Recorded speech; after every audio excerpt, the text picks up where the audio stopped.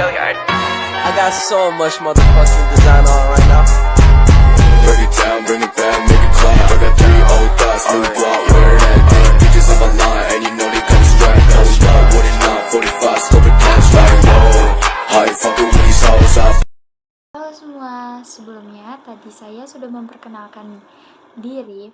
Selanjutnya di sini saya akan menjelaskan atau mempresentasikan tugas mata kuliah dari mata kuliah ekonomi makro.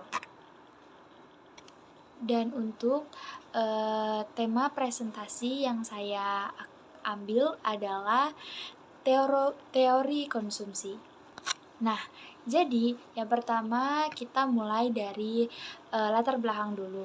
Jadi, konsumsi secara umum didefinisikan sebagai pembelanjaan yang dilakukan oleh rumah tangga yang berupa barang-barang, akhir, dan jasa dengan tujuan untuk memenuhi kebutuhan dari orang yang melakukan perbelanjaan tersebut.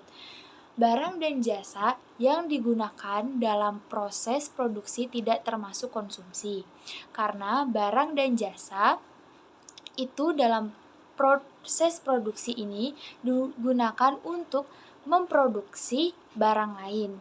Tindakan konsumsi dilakukan setiap hari oleh siapapun. Tujuannya adalah untuk memperoleh kepuasan setinggi-tingginya dan mencapai tingkat kemakmuran dalam arti terpenuhi berbagai macam kebutuhan, baik kebutuhan pokok maupun sekunder, barang mewah maupun kebutuhan jasmani dan kebutuhan rohani. Adapun teori konsumsi, menurut Sukirno 2006 memberikan definisi bahwa tercapainya kepuasan kebutuhan orang-orang yang terlibat dalam pekerjaan melalui pengeluaran rumah tangga berupa produk atau jasa ialah konsumsi, penghasilan keluarga melalui modal dan tenaga kerja, pajak yang dibayar, dan keputusan yang diambil untuk menabung dan kegiatan konsumsi. Ada juga faktor-faktor yang mempengaruhi konsumsi ini. Jadi, jumlah penduduk itu juga mempengaruhi faktor konsumsi ini. Dalam misalnya contoh dalam perbelanjaan, agregat yang sangat diperhatikannya ini konsumsi penduduk negaranya.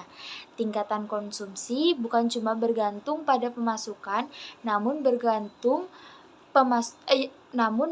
bergantung pemasukan yang diperoleh penduduk secara totalitas. Nah, menurut Nugraini, faktor yang mempengaruhi gaya hidup ini contohnya itu adalah faktor internal gaya hidup. Nah, keahlian dan pandangan, konsep diri, kepribadian, sikap, persepsi, juga motif. Selain itu juga ada faktor yang sangat mempengaruhi tingkat konsumsi, yaitu faktor ekonomi. Pandangan rumah tangga, kekayaan, jumlah barang-barang konsumsi tahun di dalam masyarakat, tingkat bunga, ada juga faktor demografi, jumlah penduduk, komposisi penduduk.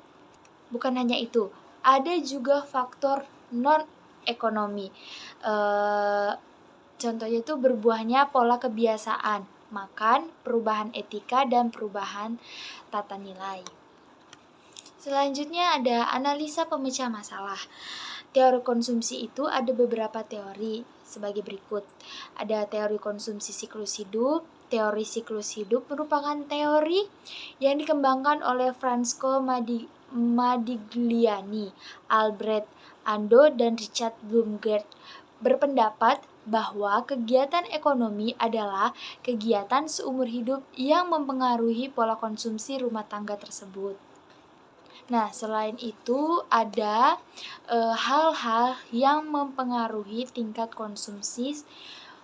Sementara faktor yang mempengaruhi kegiatan konsumsi itu diantaranya adalah penghasilan berpengaruh besar terhadap tingkat konsumsi seseorang.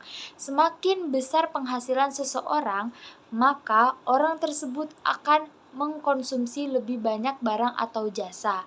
Begitu juga sebaliknya, tingkat pendidikan juga sangat mempengaruhi pola pikir seseorang dalam melakukan kegiatan konsumsi. Semakin tinggi tingkat pendidikan seseorang, umumnya tingkat konsumsinya juga akan semakin tinggi, begitu juga sebaliknya. Nah, ada juga nih harga barang dan jasa. Harga barang dan jasa dapat mempengaruhi tingkat konsumsi seseorang. Semakin tinggi harga barang dan jasa, maka tingkat konsumsi akan semakin rendah, dan begitu juga sebaliknya. Lalu ada jumlah keluarga yang jumlah anggotanya lebih besar, biasanya akan membuat konsumsi rumah tangganya juga akan semakin besar. Nah, begitupun juga sebaliknya. Jenis kelamin, kebutuhan barang atau jasa antara pria dan wanita tentunya berbeda. Hal tersebut juga akan mempengaruhi tingkat konsumsinya. Nah, selera dan gaya setiap orang itu tentunya berbeda-beda. Jadi ada sebagian orang memiliki selera dan gaya yang lebih baik dalam hal berbusana maupun hal yang lainnya. Hal ini membuat tingkat konsumsi mereka menjadi lebih tinggi ketimbang mereka yang kurang memperhatikan gaya. Nah, ada juga selanjutnya itu adat istiadat dan kebiasaan-kebiasaan, dan adat istiadat di suatu daerah juga mempengaruhi tingkat konsumsi masyarakat. Setelah itu sampailah kita di kesimpulan tentang teori konsumsi ini. Jadi, konsep konsumsi dalam ekonomi konvensional tidak membedakan antara keinginan dan kebutuhan, sehingga ketika salah satu atau keduanya tidak dipenuhi, maka akan memiliki yang sangat besar. Oleh karena itu, kegiatan ekonomi mengarah kepada pemenuhan tuntutan ekonomi bagi manusia. Sebab kenapa mengabaikan konsumsi berarti juga mengabaikan kehidupan, mengabaikan penegakan manusia terhadap tugasnya dalam kehidupan. Nah, dalam konsumsi, manusia diberi kebebasan untuk melakukan konsumsi. Namun, di dalam kebebasannya itu ada batasan-batasan seperti larangan boros, bermegah-megah, menghambur-hamburkan sesuatu yang berlebihan. Nah, ada juga budaya konsumerisme yang mendorong kehidupan masyarakat yang ditujukan pada pemenuhan keinginan atau penikmatan dan bukan kebutuhan pokok, menuntut masyarakat untuk bergaya hidup mewah. Menurut saya, hal ini merupakan masalah yang sangat serius karena budaya konsumerisme yang tidak terkendali akan sangat berdampak buruk. Misalnya, munculnya berbagai penyakit masyarakat. Secara pribadi, sebagai generasi muda yang dapat mengamati tentang gejala konsumerisme ini akan mencoba menguraikan salah satunya. Nah, selanjutnya ada sama dalam hal kebebasan kegiatan konsumsi oleh pergeseran fungsi dan kebutuhan yang terobjektifikasikan dan termanipulasi demi laba, seperti produksi yang terus-menerus dan berlebih membutuhkan konsumsi yang setara. Hasilnya adalah konsumsi yang terus-menerus dan berlebih pula.